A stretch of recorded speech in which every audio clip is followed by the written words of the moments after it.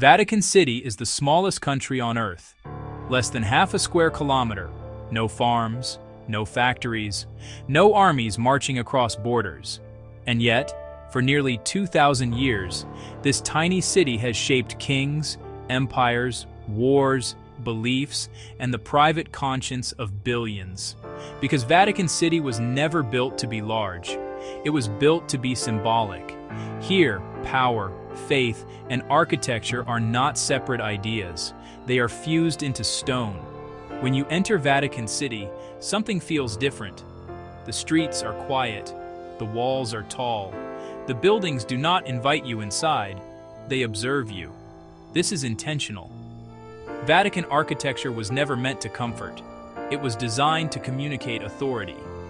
Every arch whispers permanence. Every dome declares eternity. Every shadow reminds you that this institution existed long before you and will likely exist long after you are gone. At the heart of Vatican City stands St. Peter's Basilica, one of the largest churches ever built by human hands. But this is not just a place of worship, it is a statement. The basilica sits directly above what is believed to be the tomb of St. Peter, the first pope. By placing the church here, the Vatican made a bold claim. Our authority comes directly from the foundation of Christianity itself. The massive dome rises like a crown over Rome. It dominates the skyline, not by height alone, but by meaning. Inside, everything is oversized, columns taller than trees, statues larger than life, ceilings that seem unreachable.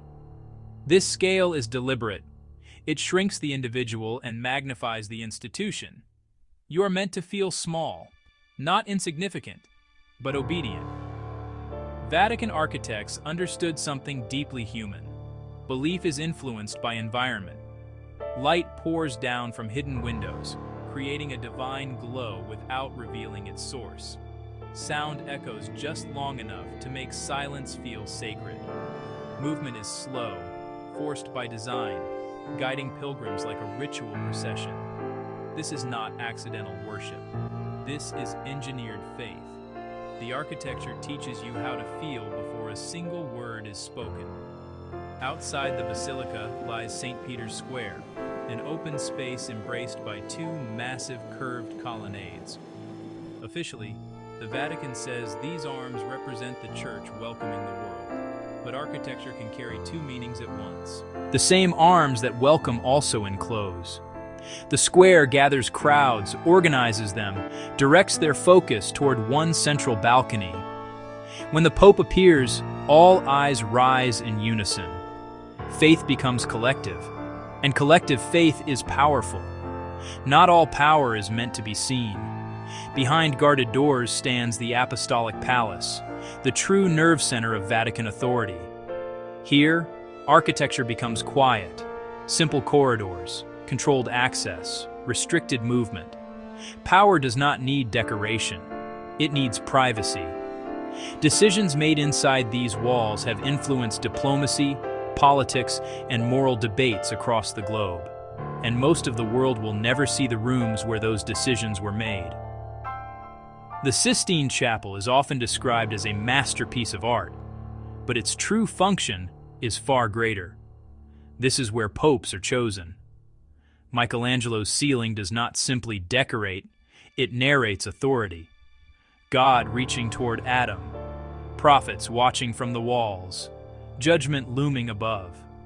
When cardinals gather here to elect a pope, they are surrounded by a visual reminder. You are not choosing a man. You are submitting to divine will. Architecture becomes theology. Art becomes law. Vatican City is surrounded by walls, not to keep people out, but to define inside and outside. Inside, tradition, continuity, sacred order.